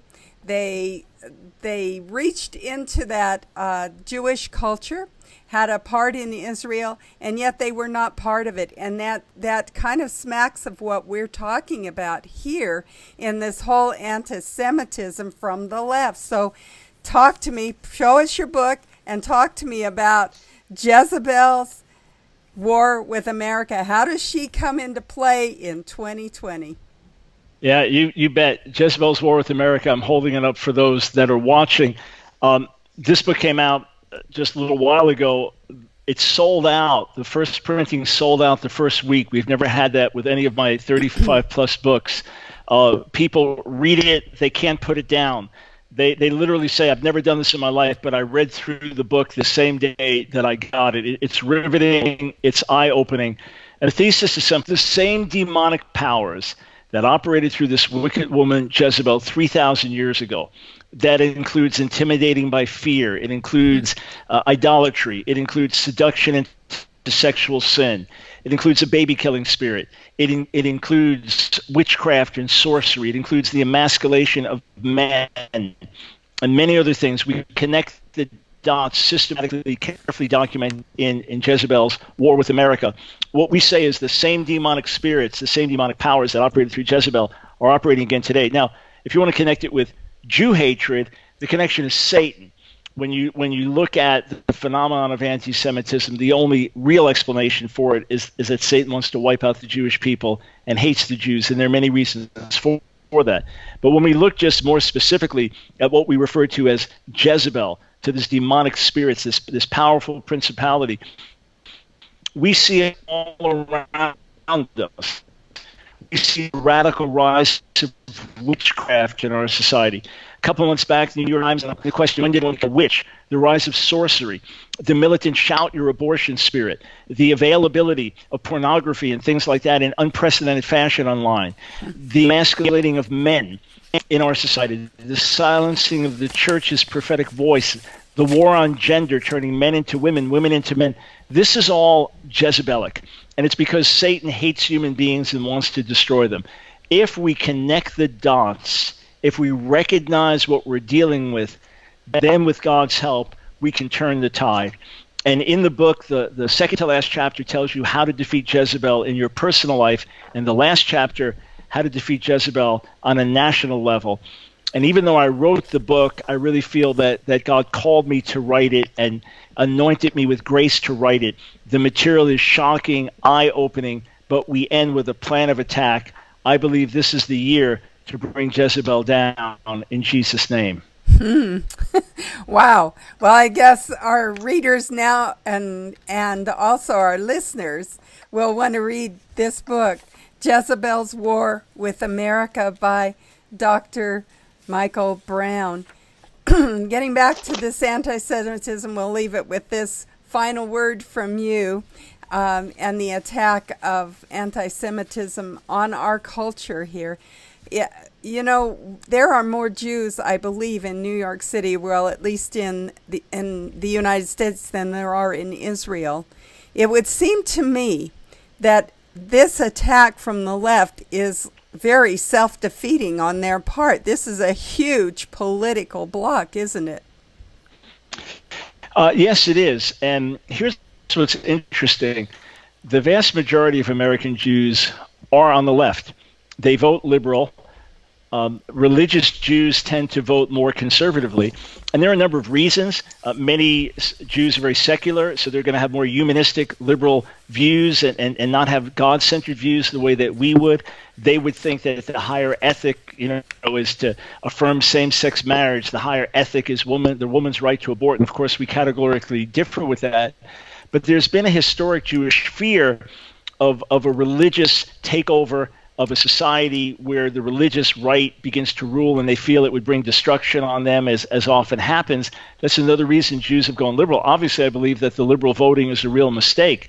But if liberals do not own up to the anti-Semitism, and there are more and more seeds of it, as has happened, say, with the left in the UK, with the Labour Party under Jeremy Corbyn becoming very anti-Semitic in many ways, well, they lost big time. And there are theories that one contributing factor was their failure to deal with anti-Semitism in their party. That could be the same here. I don't know. We have to see how this unfolds. But I believe that as Jews see their own lives threatened, and I think there may be slightly more Jews in Israel than in America, but I mean, it's that close. That's how many Jews are in America still. And then, of course, Jews in America have a disproportionate influence, tend to be achievers and more influence. So their votes, their political lobbying is very influential. If they see growing anti-Semitism on the left, that's going to push some of them over to the right. So it's an interesting thing to follow, and we'll keep our eye on it. Well, with that, I want you to tell our listeners how they can keep in touch with you, follow you online, but also how they can get your books. Yeah, if they just go to Ask Dr. Brown, askdrbrown.org. They can connect with us there on Facebook or YouTube or Twitter or Instagram, askdrbrown.org. They'll also find thousands of free articles, videos, radio programs there. They can follow the daily broadcast there as well, askdrbrown.org. They can get the Jezebel book there, Jezebel's War with America, or anywhere online, or wherever books are sold, the book should be available. Thank you so much, Dr. Brown, for being our guest here on Conservative Commandos Radio Show. Take care, and God bless. God bless. Thanks. We are coming to you from the Conservative Commandos Radio Network studios, and if you'd like to hear a rebroadcast of today's show, please check out our website, ccrshow.com, ccrshow.com. Dr. Nasir, Shaikh, and I will be back right after these messages. Have you been leasing a property for your business or renting storage space? Are you tired of paying rent year after year? Call the experts at General Steel to own a building at up to 30% off now. I'd been renting a building and paying someone else's mortgage, but General Steel showed me how I could own a space tailored to the needs of my business and for less than renting. Call General Steel now at the number on your screen for our current building specials and to price your metal building system today. My building's the dream I've had since finishing my house 14 years ago. I've been using it for a garage, workshop, and storage area for my tools and equipment, and I can't believe how great it turned out. The economy is improving and the price of steel is expected to rise. Stop waiting. It could cost you thousands. Call General Steel now to see how you can own for less than you thought. Stop waiting to start your business or expand your operation. Call General Steel now. Call 877-484-7002. Everybody wants cheap airfare, but where do you find it? You call low-cost airlines. Their prices are direct from the airlines, and they're so low you can't find these fares published anywhere. They specialize in cheap flights, discount hotel rooms, cheap car rental rates, and great package deals anywhere around the world. Wherever you want to go, they can help you get there cheaply and with a best price guarantee. If you want the lowest prices on your airline tickets or other travel services, call now. That's right, call. That's the only way to get these rates. Experts are standing by 24/7 to get you the cheapest airfare and hotel rates available. So don't wait. Call right now for the lowest travel prices anywhere and for great last-minute travel deals too. Call 888-431-0562. That's 888-431-0562. 888-431-0562. 888-431-0562. Friend, do you remember when it felt good to withdraw your cash from the bank to expand a business, go on vacation, or buy a new car? Well, today, withdrawing your own cash has become a very risky business, according to The Secret War, a shocking new research report. I just read it. And folks, I was amazed to learn why banks are now required to spy on us for the government and then report any suspicious or unusual behavior. I suggest you get The Secret War free. Just call the number on the screen, no charge, from the folks at Swiss America, and get this. Did you know simply spending cash today may be enough to have you branded as a potential criminal? That's right. The new war on cash is really a war against all freedom-loving Americans. The secret war is yours free, so call the number on the screen and you can tell them Pat Boone gave you the number. Welcome back to the Conservative Commandos radio show. I'm Sharron Engel with my co-host, Dr. Nasir Shaikh. Nasir, we need to thank our guests. We do. Well, Sharron, thank you so much here for co-hosting with me. Our first guest was Frank Vernuccio. He serves as the editor-in-chief for the New York Analysis and Policy and Government. And we were speaking to him about his article about the U.S. space program returns and also U.S.-Israeli Defense Pact. We also were speaking with Dave Workman. He's an award-winning career journalist and the senior editor of thegunmag.com. And his article, which was California Ammo Check Fiasco, it's a warning for Washington gun owners. And finally, we had Dr. Michael Brown. He's a host of the nationally syndicated Line of Fire radio program. And he also has a wonderful book that's out there that all of you need to go out there and purchase, which is Jezebel's War with America. Dr. Brown was speaking to us about his article, which was No, Mayor de Blasio, President Trump is not to blame for the stabbing of New York Jews. And if you'd like to find out about me, you can certainly get a hold of me at Facebook, which is The Nasir Shaikh Show. That's The Nasir Shaikh Show, or on Twitter at Nasir Shaikh Show. And Sharron, why don't you let our listeners and viewers know how they can get a hold of you as well? Very simply, SharronEngel.com, SharronEngel.com. But for right now, we got to run. We got to go. Take care. God bless, and we'll see you tomorrow on TV and on radio.